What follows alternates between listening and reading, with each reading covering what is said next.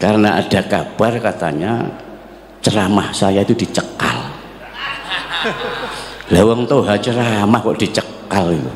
Bukan menyampaikan tentang hal-hal yang berhubungan dengan nenek moyang kalian yang berbau halusinasi dan khurafat itu. Allahumma sholli ala Muhammad. Dengan tewasnya Malabi itu kumpulnya di pondok kami, di pondok pesantren Al Ihsan Jambes Kediri, Syekh Ihsan yang lalu berkumpul di Jombang lalu ke sana. Itu Ansor. Makanya yang paling benar samenku nyanyinya Surabaya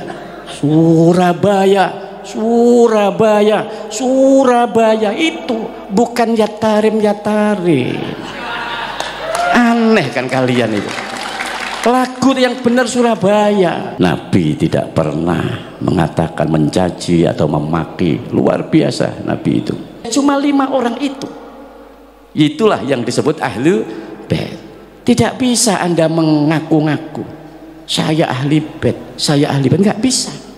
Ahli bait itu harus dijelaskan dengan sungguhnya bahwa yang disebut ahlu bait itu menurut hadis yang sahih di hadis Bukhari yaitu Aliyun wa Fatimatu wabnahuma, Sayyidina Ali, Fatimah dan 2 anaknya. Allahumma sholli ala Muhammad. Mereka sekarang marah kalau dulu nggak boleh, nggak mau, katanya hubungan dengan kaum kita kalau menikah karena tidak ini dianggap zina. Mereka sekarang mulai bersembunyi pisanan dengan para kiai-kiai yang memiliki pondok-pondok pesantren besar. Mulai ada apa ini? Kalian tidak tahu. Ada, saya bersahabat banyak dengan kalangan plat G itu, saya banyak bersahabat. Di depan G itu baik, tapi di belakang saya ada. Murid-murid saya itu banyak, ribuan bahkan ratusan. Kalau mereka sudah mengikuti plat G ini, menjadi tidak mau ngaji, malah gak gelem ngaji. Apa alasannya? Al-Fadhil Khadiratul Muhtaramin, para alim, para ulama, para ustadz-ustadzah, nahdiyin nahdiyat yang dimuliakan Allah Subhanahu wa taala. Wabil khusus yang kami hormati segenap jajaran pengurus Masjid Al Ihsan, yang kami hormati dan kami cintai segenap pengurus jajaran Gerakan Pemuda Ansor PW Bali dan para ketua-ketua PC Ansor seluruh Bali yang kami cintai, yang kami muliakan Ketua Tanfidiyah NU Provinsi Bali Haji Abdul Aziz, Ketua PWNU PC Denpasar Haji Suryadi, dan tak lupa pula Muslimat, Ketua Muslimat Ibu Haji Suryadi, dan juga Muslimat NU itu Bumbu Hajah Mas Nuning, dan juga seluruh hadirin hadirat yang dimuliakan Allah Subhanahu wa taala. Wabil khusus Sohibul Hajat ketuanya Haji Tommy Kurniawan yang kami cintai, seluruh hadirin yang benar Allah Subhanahu wa taala. Pertama kita memuji syukur kepada Allah Subhanahu wa taala pada malam hari ini kita bisa berkumpul dalam rangka ikhtifal bil Maulidis Syarif, Maulid baginda Nabi Muhammad sallallahu alaihi wasallam yang diadakan oleh Gerakan Pemuda Ansor pada malam hari ini. Mudah-mudahan membawa berkah syafaat kita semuanya besok di hari kiamat. Saya ini kalau melihat Ansor itu adalah sebuah organisasi. Kalau zaman saya masih kecil dulu, ya usia tahun 70-an, 71 itu sudah ada NU menjadi ikut pemilu sebagai partai, dan Ansor itu sebagai underbo daripada NU. Satu-satunya organisasi yang disebut di dalam Al-Quran itu hanya Ansor. Induknya NU Muhammadiyah, Persis, yang lain-lain itu yang ngaku-ngaku dekat sama Nabi, itu tidak disebut di dalam Al-Quran. Ansor itu disebut di Al-Quran, disebut di dalam surat Ali Imran 52 dan surat As-Saff ayat 14. Qolal khawariyun nahnu ansarullah amanna billah washhad bi anna muslimun. Disebut 2 kali dalam surat Ali Imran dan As-Saff. Coba sampean cari, NU enggak disebut, Muhammadiyah enggak disebut di Al-Quran, tapi Ansor disebut oleh Allah dalam Al-Quran. Qala berkata siapa? Al-Khawariyun, pengikut-pengikutnya Nabi Isa mengatakan nahnu ansarullah, nahnu hadapan kami iku ansarullah, penolong daripada agama Allah. Amanna, beriman kami Allah kepada Allah. Amanna billah, beriman kami billahi kepada Allah. Washad, panjenengan nakseni Gusti, bi anna, dengan sesungguhnya kami iku muslimun, adalah orang-orang Islam, orang-orang yang patuh, orang-orang yang tunduk kepada Allah Subhanahu wa ta'ala. Itu bukti Ansor ada di dalam Al-Quran. Allahumma sholli ala Muhammad. Dulu ya, mulai tahun 2000 di Bali itu, kalau mau ada yang namanya ikhtifal maulid, saya itu sibuk sekali golek-golek dalil sing kena diki maulid untuk menghadapi kaum Wahabi yang mereka tidak suka dengan maulid. Rupa-rupanya akhir-akhir ini mulai sepi, mereka tidak mengolok-olok mau maulid. Ya karena memang mereka nggak punya dalil yang ada. Kita mau banyak dalil, tadi sudah sebut sama qori'nya, qul bi fadlillahi wa bi rahmatihi fabidzalika falyafrahu huwa khairum mimma yajma'un. Qul, katakan Muhammad, bi fadlillahi, dengan keutamaan Allah, wa bi rahmatihi, dan dengan rahmat Allah, fabidzalika, maka dengan demikian adanya fadl dan adanya rahmat, dikatakan oleh Allah falyafrahu, mongko becik bunga-bunga sapa sira, maka bergembiralah kamu sekalian, senang-senanglah dengan fadl dan rahmatnya Allah. Ini dalilnya maulid, dalil maulid. Huwa khairum mimma yasma'un, itu semua lebih baik dibanding daripada apa-apa yang kalian kumpulkan. Sehingga supaya kita tahu dalil sahih maulid itu yang mana. Nabi katanya tidak pernah. Nabi pernah. Justru yang mengadakan maulid pertama itu adalah Nabi. Tapi model ikhtifalnya Nabi itu dengan cara berpuasa di hari Senin. Itu dalilnya. Ya Rasulullah, kok sampean ini puasa di hari Senin? Iya, karena yaumul isnin yauma wulidtu, hari Senin itu hari di mana aku dilahirkan. Itu loh buktinya Nabi mengadakan acara maulid dengan berpuasa. Allahumma sholli ala Muhammad. Sehingga ini semua yang menjadikan kita ini ikhtifal bilaudin Nabi adalah merupakan sebuah ungkapan gembira. Lu jenenge wong seneng, ada yang jingkrak-jingkrak, ada yang macam-macam, namanya orang seneng. Wong seneng kok dadak niru Nabi, kita ya seneng. Wong kami juga setiap Senin juga puasa. Istri saya itu ya kalau puasa juga, kami itu sekeluarga kalau hari Senin puasa, Kamis puasa. Karena apa? Ya tadi itu, karena Nabi mengatakan hari Senin itu adalah hari aku dilahirkan. Kalau hari Kamis itu adalah di mana hari buku amalan catatan kalian dipelaporkan oleh malaikat juru catat Raqib dan Yatid kepada Allah Subhanahu wa ta'ala. Saat kamu itu dilaporkan buku amalan catatanmu, kamu dalam keadaan puasa.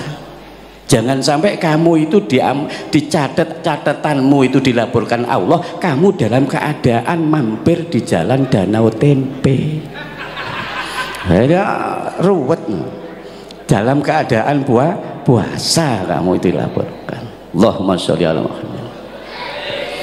Tapi hal yang memprihatinkan saya ini sebenarnya ini tadi mau berangkat mau enggak, karena ada kabar katanya ceramah saya itu dicekal. Lawang toha ceramah kok dicekal itu. Karena apa? Ya karena saya menyangkut keprihatinan ini harus disampaikan. Umat Islam ini harus diedukasi, dididik dengan benar. Eksistensi Islam ini, Al-Quran disampaikan dengan benar, hadis disampaikan benar dengan sesuai dengan kitab yang ada.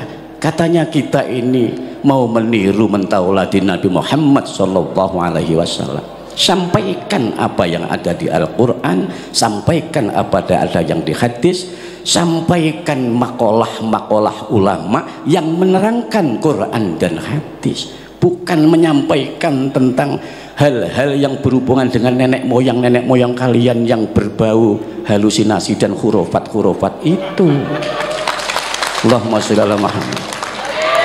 Kalau yang disampaikan itu umat jadi bodoh, kalian direndahkan tapi tidak merasa.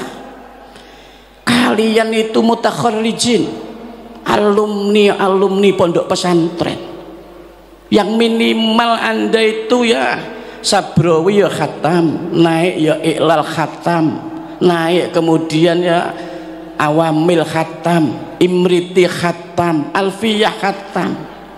Semua ilmu yang ada pada Imam Sibawayh ya kok pelajari. Mestinya Anda ingat dengan guru-guru kalian dan kiai kalian. Kok bisa Anda berubah, berbalik Anda menjadi penggemarnya pelat G, kan ya aneh ya. Allahumma sholli ala Muhammad. Ini yang membuat saya itu prihatin. Keprihatinan ini saya sebut plat G, letter lek engkau dicekal katanya. Kami ini tidak menebarkan kebencian, tidak. Kami itu harus mengedukasi umat. Ingat ya, NU dan Ansor ini adalah khadimul ummah. Apa Pak? Khadimul ummah, pelayan umat. Lah kalau pelayan umat, layanono umat ini sesuai kepentingannya umat. Umat nggak butuh kok apa-apa. Seandainya kalau dulu jangan disampaikan Imam Malik, Imam Syekh Abdul Hasan Ali bin Abdillah bin Abdil Jabbar Asyadili, nek ngaji semua ini pulang itu disangoni semua. Lagi lamun toha sugih tak sangoni sampean. Lah karena saya nggak sugih ya nggak bisa saya nyangoni sampean. Kalau dulu Imam Malik, Imam Abdul Hasan Ali bin Abdul Jabbar Asyadili, semua kroyahnya nek ngaji disangoni pulangnya karena kaya. Paham ya? Allahumma sholli ala Muhammad. Hadirin yang dimuliakan Allah Subhanahu wa taala, saya sepakat dengan Kultuwatan Fit tadi sebagai khadimul ummah. NU ini karena ya harus melayani umat sebagai khadimul ummah, dan satu-satunya organisasi, saya sampaikan lagi, yang betul-betul mengawal kedaulatan bangsa dan negara itu hanya NU. Dan NU yang diandalkan adalah underbone-nya yaitu Ansor. Allahumma sholli ala Muhammad. Sampeyan saya ceritakan. Makanya saya kalau ada Ansor, saya teringat peristiwa di daerah saya di Banyuwangi. Bagaimana Ansor ditipu, dibantai di daerah Celuring di Semedok itu. Sampai sekarang sampean ke sana. Saya masih kecil itu. Itu terjadi betul. Bapak saya ini berapa kali oleh partai terlarang itu. Kalau saya sampaikan ruwet lagi siapa pemimpinnya. Ini. Jadi ini yang membuat kami prihatin. Jangan dikira sekarang ini kita ini ya tetap harus solid. Saya pesan NU ini harus menjaga soliditas dan loyalitas, solid dalam ittihad kebersatuan, loyalitas terhadap NU. Namanya saja Nahdlatul Ulama, bangkitnya para ahli ilmu. Makanya dalam mukadimah saya tadi mengatakan, Allah itu memerintahkan kita untuk nahdah, bangkit dalam arti melawan kedurjanaan. Makanya baginda Nabi diutus ini yukhrijuhum minad dzulumati ilan nur, untuk mengeluarkan umat ini dari kegelapan kebenaran. Yukhrijuhum minal bid'ati ila sunnah, supaya keluar mereka ini dari hal-hal yang bid'ah yang di situ tidak direkomendasi oleh ulama, ila sunnah, terhadap sunnahnya baginda Nabi Muhammad sallallahu alaihi wasallam. Allahumma sholli ala Muhammad. Lalu saya kalau Ansor itu mengingatkan bagaimana baginda Nabi mencontohkan hubungan antara kaum muhajirin, kaum pendatang, dengan kaum Ansor.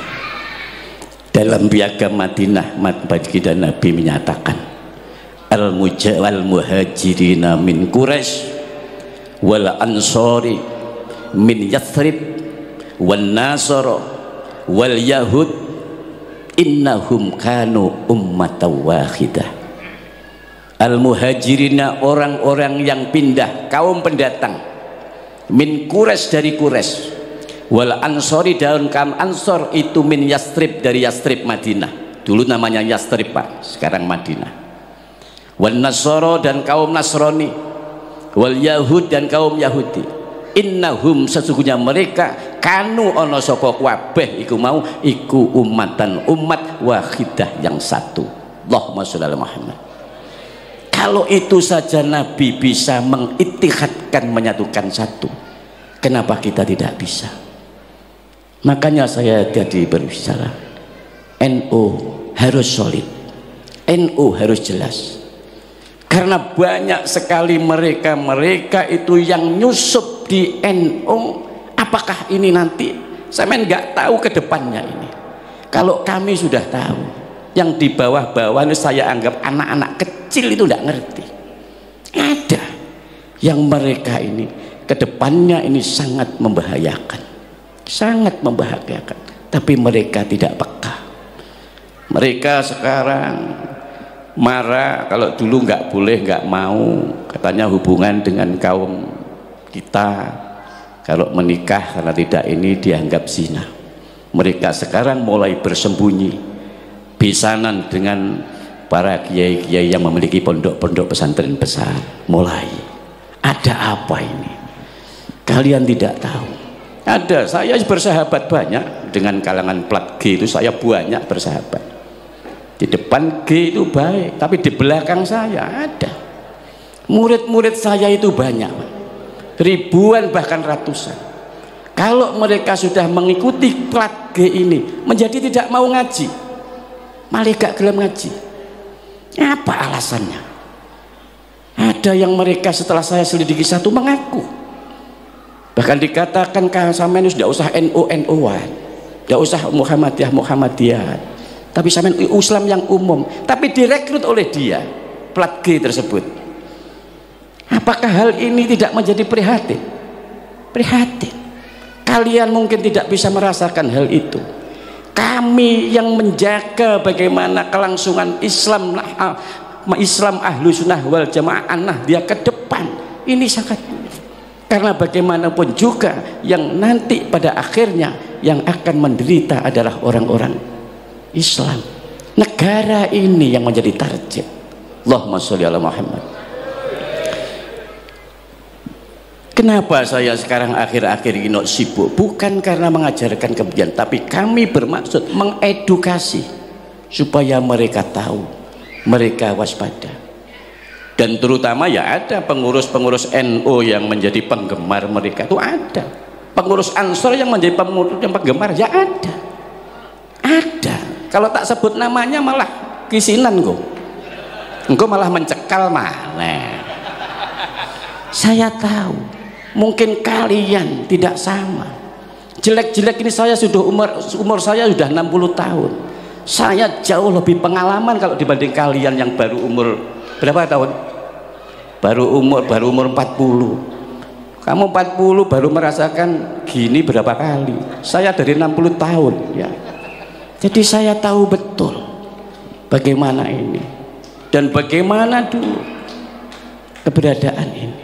Saya tadi katakan Ansor itu adalah andalan underpunya NU. Kita tahu. Saya kalau ingat Ansor, saya ingat peristiwa Surabaya 10 November. Karena latihannya Ansor untuk mengusir penjajah Belanda mau kembali lagi ke Surabaya dengan tewasnya Malabi. Itu kumpulnya di pondok kami, di pondok pesantren Al-Ihsan Jampes Kediri. Syekh Ihsan yang mana? Lalu berkumpul di Jombang lalu ke sana. Itu Ansor. Makanya yang paling benar samenku nyanyinya Surabaya. Surabaya, Surabaya, Surabaya itu bukan Yatarim. Aneh kan kalian itu. Lagu yang benar Surabaya. Surabaya, kota kenangan di tahun 45. Ada apa? Itu ada perjuangannya Ansor melawan penjajah Belanda. Bukan Tarim. Paham gak? Allahumma sholli ala Muhammad. Ini pidato iki anggitmu yang dicoro akibatnya wis ditanggung, nggak masalah. Saya sudah sampai ke orang-orang sudah tak kandenta ini. Pokoknya siapa itu aja. Begitu. Allahumma sholli ala Muhammad. Saya hanya ini mengedukasi, sadarlah kalian betapa sakitnya. Sudah kalian lihat selama ini itu kita hanya dijadikan bemper, dibodohi. Jangan sampai kita dibodohi.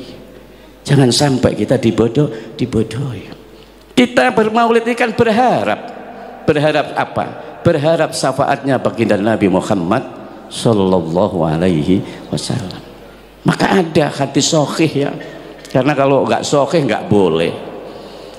Kemarin saya membaca, jangan mengucapkan hadis yang tidak sahih, man adzama maulidin nabi kana syafi'an lahu yaumal qiyamah, tidak boleh. Padahal hadis itu bukan maudhu. Hadis itu hanya sanadnya saja yang lemah. Tapi kalau hadis itu sanadnya lemah, untuk fadhailul amal boleh diamalkan. Hadis yang lemah, yang sanadnya dhaif, itu kalau perkara-perkara syariat itu tidak boleh diamalkan. Kalau mau yang sahih mengenai syafaat, oke, tak berikan. Abu Hurairah radhiyallahu anhu berkata kepada Rasulullah, "Qultu ya Rasulullah, qultu matur ingsun ya Rasulullah, duh Gusti Rasulullah. Ya Rasulullah, ayu utawi pundi iku as'adun nas bi syafaatika yaumal qiyamah." Ya Rasulullah, mana, siapa orang yang as'adun nas, yang lebih bejo-bejone manungsa, lebih beruntung-untungnya manusia, bisyafaatika dengan syafaatmu ya Rasulullah yaumal kiamati, di hari kiamat. Faqala Rasulullah sallallahu alaihi wasallam, kemudian Rasulullah menjawab, as'adun nas, beruntung-untungnya manusia, bisyafaati, dengan syafaatku yaumal kiamati, di hari kiamat besok. Iku adalah man, orang Allah yang mengucapkan la ilaha illallah, mengucap la ilaha illallah mukhlishon min qalbihi, ikhlas dari hatinya. Allahumma sholli ala Muhammad. Itu syafaat, dijamin oleh syafaat Nabi. Karena yang berhak mendapatkan syafaat, satu-satunya makhluk yang ditemplei wewenang syafaat itu hanya Kanjeng Nabi Muhammad sallallahu alaihi wasallam. Lainnya Kanjeng Nabi itu ndak. Yang kedua itu adalah Al-Qur'an. Al-Qur'an itu akan mensyafaati sampeyan pembacanya. Dalam hadis sahih Imam Muslim, Nabi mengatakan, "Iqra'u maca sira." Hendaklah kamu membaca Al-Qur'ana, Al-Qur'an. fa innahu maka sesungguhnya bacaan Al-Qur'anmu besok yakti akan datang yaumal qiyamah di hari kiamat syafi'an khali yang memberikan pertolongan syafaat li ashabihi terhadap orang yang memiliki bacaan Al-Qur'an. Allahumma sholli Muhammad. Rawahu Muslim. Itu rawahu Muslim. Dua hadis yang saya bawakan itu adalah semua adalah rawinya Imam Muslim. Itu. Yang kedua anak. 3 anak itu juga penting. Anak itu akan bisa memberikan syafaat kepada kedua orang tuanya. Kalau orang tua tadi itu disyaratkan, ya bakal sebenarnya nggak disyaratkan, anak-anak yang bisa memberikan pertolongan syafaat kepada orang tua jika anak tersebut sudah tertebus bebas dari ketergadaiannya, karena al-ghulamu murtahinun, anak itu tergadai dengan akikahnya, tutbahu anhu, disembelihkan anhu dari akikahnya anak. Kapan itu? Yaumus syabi', hari yang ke-7 dari dilahirkan. Wa yukhlaqu ra'sahu, kemudian dicukur rambutnya. Wa yusamma, dan diberikan nama. Kalau sudah itu dilaksanakan, maka bebas anak tersebut. Kalau anak itu bebas, maka anak itu akan bisa memberikan syafaat kepada kedua orang tuanya.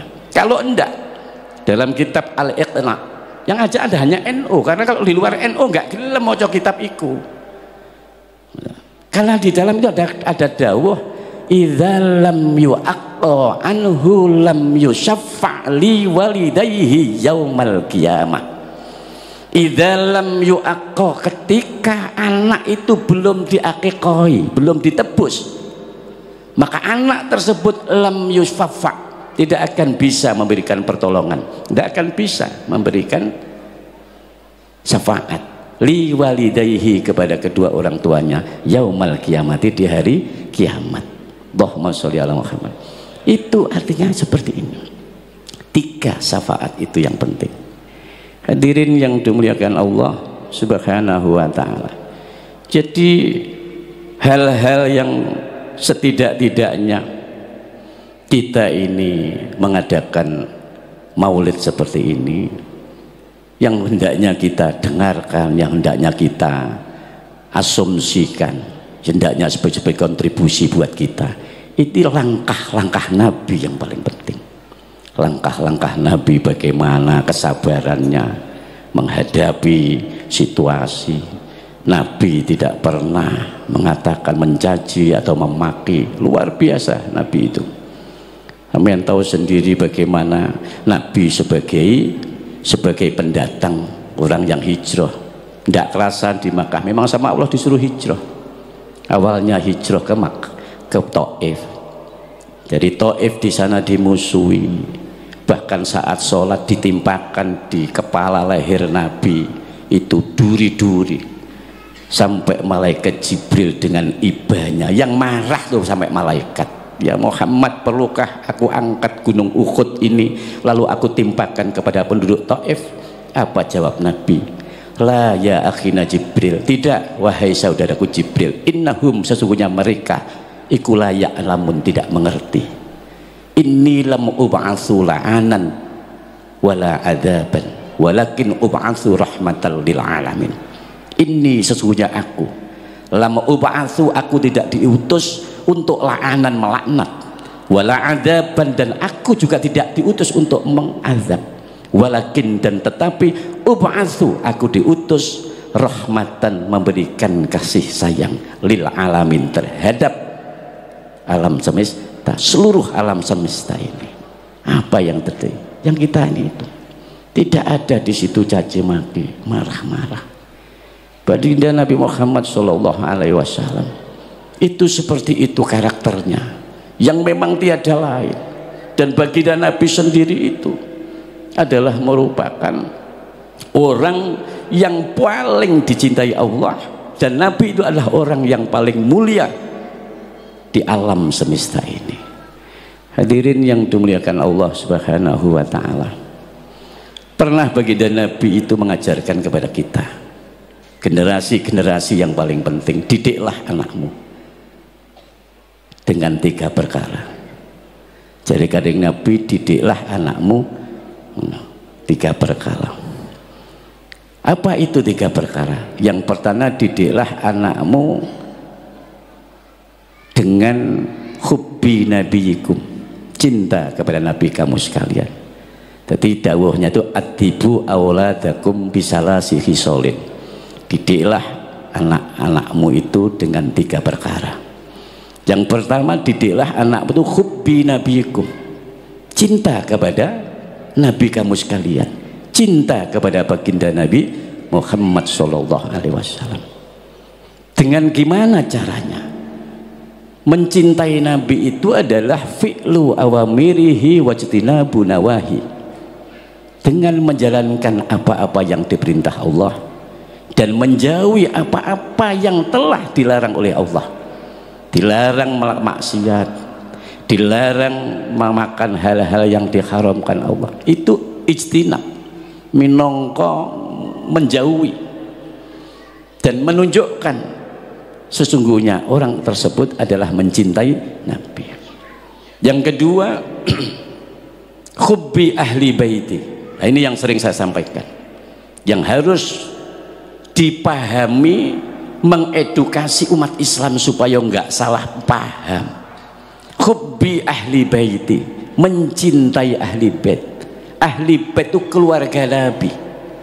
Dalam hadis Bukhari ditanyakan, waman ahli baiti ya Rasulullah, siapa ahli bait itu ya Rasulullah?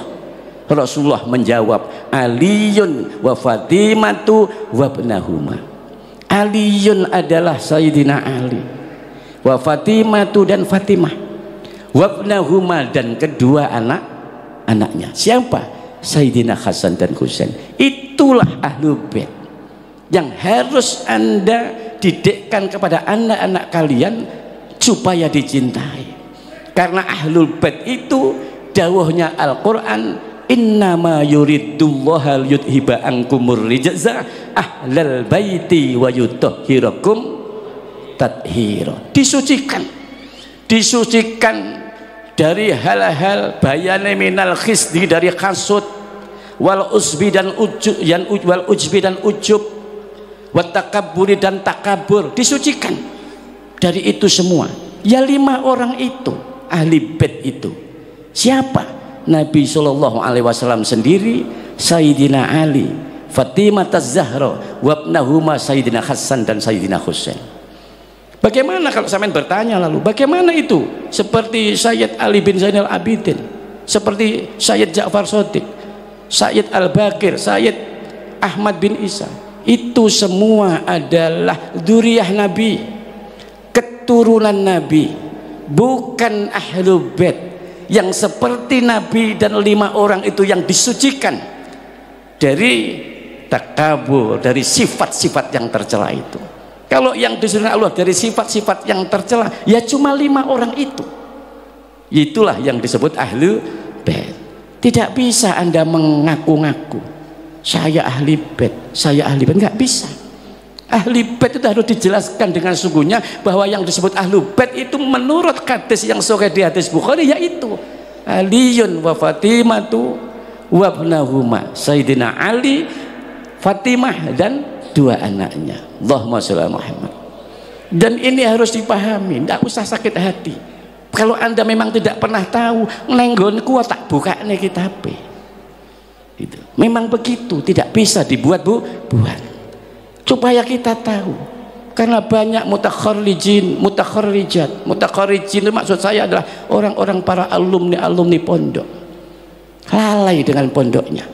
Ya seperti tadi, berubah, bahkan kadang wis gak sowan ning ngene kiai ini mana, walaupun dia di sini, dia karena tadi itu tertipu dengan plat G tadi itu. Allahumma sholli ala Muhammad. Hadirin yang dimuliakan Allah Subhanahu wa taala, ada hal yang lebih penting lagi. Baginda Nabi Muhammad sallallahu alaihi wasallam nanti ditakoni, ya Rasulullah, ayyul a'malil afdal? Ayu pundi al-a'malu pinten-pinten amal al-afdhalu ingkang langkung utama. Amal yang paling utama itu apa ya Rasulullah? Faqala Rasulullah sallallahu alaihi wasallam, kemudian Rasulullah menjawab, shollu ala waktiha, sholatlah tepat pada waktunya. Tepat pada waktunya sholatlah. Kemudian yang kedua, birrul walidain, berbuatlah baik kepada kedua orang tua. Yang ketiga, jihad fisabilillah, nemen-nemeni bersungguh-sungguh dalam membela agamanya Allah. Kenapa Nabi kok mengatakan yang paling utama sholat tepat pada waktu? Keranten sholat itu penting. Yang membuat Anda bisa berhubungan langsung dengan Allah itu ya sholat. Nabi mengatakan as-sholatu mardhatu rabbi, sholat itu yang diridhoi Allah. Wa qabulul a'mali, dan sholat itu yang menjadikan diterimanya amal-amal sampeyan. Wa wajibatid da'wati, dan sholat yang menjadikan ditetapnya donga-donga sampeyan. Dan yang penting lagi, as-sholatu barokatun fil mali wal kasbi, sholat itu yang bisa menjadikan barokahnya amal, harta, dan hasil usaha, hasil kerja. Ini yang mau saya jelaskan. Banyak orang-orang mengalami kesulitan ekonomi, banyak orang-orang mengalami kebangkrutan, banyak orang mengalami kekurangan dalam hidupnya, tapi tidak tahu konsep dan rahasianya. Pertanyaannya, bagaimana sholatmu? Karena orang itu kalau tahawun itu ngenteng nih karena sholatnya, maka akan berdampak yadurru, akan membawa kemelaratan ilaihi, kepada orang tersebut. Apanya yang melarat? Fi malihi, dalam hal hartanya. Tapi kalau kepengen ekonomi yang membaik, prihatin, masa tawang NU itu merantau di Bali mulai dari tahun 80 sampai sekarang kok tetap hidup di kos-kosan saja. Loh, iku mbok ya muhasabah. Muhasabah. Seperti tadi itu, sholatmu piye? Kaifa sholatukum? Bagaimana itu sholatmu? Lu kadang sholat, kadang ora, kadang sholat, kadang ora, kadang malah belas. Seolah-olah begitu. Padahal rahasianya, kalau pengen ekonomi lancar, sholat toh. Dan sholatnya jangan sendiri, bil jamaati, dengan jamaah. Kalau nggak bisa sholat di al-ihsan, nggak bisa sholat di musola dekat sampean, walaupun di rumah, jangan sholat sendiri, tapi jadikanlah istrimu sebagai makmum, anakmu sebagai makmum, Anda sendiri sebagai imamnya. Kalau itu yang Anda lakukan, tak jamin Anda tidak akan dikejar kepikiran, kemelaratan, dan kebangkrutan. Tidak akan. Karena orang itu kalau sholatnya sudah sip, sholat itu sudah jelas, tanha anil fahsya wal munkar. Nggih. Akeh wong-wong sing wis sugih bolo-bolo saya itu akhirnya bangkrut. Karena apa? Sholatnya tidak mencegah dari perbuatan keji dan mungkar, sehingga oleh Allah dibalik menjadi kebangkrutan. Banyak sekali. Sampai nak tak dudui jenenge malah roh engko. Allahumma sholli ala Muhammad. Makanya yang paling penting sholat. Sholat tepat pada waktunya, itu yang penting. Karena sholat itu sendiri yang menjadi sirot lampu fi kubrihi, di dalam kuburnya. Besok niku nek mati Pak teng alam kubur niku gelap, teng kubur niku gelap sekali, gelap sekali. Tapi sholatmu itu yang akan menjadikan terang di kubur. Betul. Kemudian sholat itu juga yang akan bisa membuat timbangan sampeyan di besok ditimbang itu jadi pemberat. Itu sholat. Ulah hadirin yang dimuliakan Allah, janganlah meremehkan sholat. Karena waman lam yukhaffit alaiha, barang siapa orang yang tidak menjaga sholatnya, kata Nabi, lam takun lahu, tidak ada baginya napa? Nuron, cahaya, wa burhanan, dan juga tidak akan mendapatkan petunjuk, wa najatan, dan tidak akan selamat yaumal kiamat, di hari kiamat. Tapi kalau orang selalu menjaga sholatnya, maka orang tersebut akan mendapatkan nur, cahaya, wa burhanan, dan akan mendapatkan petunjuk, wa najatan, dan akan selamat yaumal kiamat, di hari kiamat. Allahumma sholli ala Muhammad. Bisa dilanjut? Bentar ya. Kemudian yang kedua birrul walidain, berbuat baik kepada kedua orang tua. Tiang sepuh niku penting, Pak. Tiang sepuh walaupun orang tua kita sudah meninggal dunia, tetaplah Anda ini minimal mendoakan.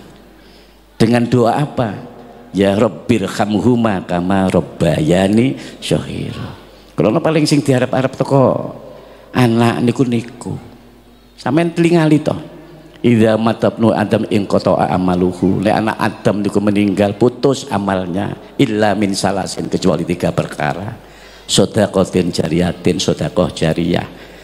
1 meter keramik kok sedekah nih akan jalan sampai kiamat, aliran pahalanya. Kemudian au ilmin yuntafa'u bih, ilmu yang bermanfaat, terutama ilmu ngaji. Kemudian yang ketiga itu adalah waladin solihin yada'ulah, anak yang soleh yang mau mendoakan kedua orang tuanya. Itu sing dintenteni. Allahumma sholli ala Muhammad. Hadirin yang dimuliakan Allah Subhanahu wa taala, tadi itu zikirnya dengan bismillahirrahmanirrahim. Kalian harus tahu juga. Sampeyan kalau kepengen tahu itu sing paling dekat itu kitabnya itu Tanqihul Qaul.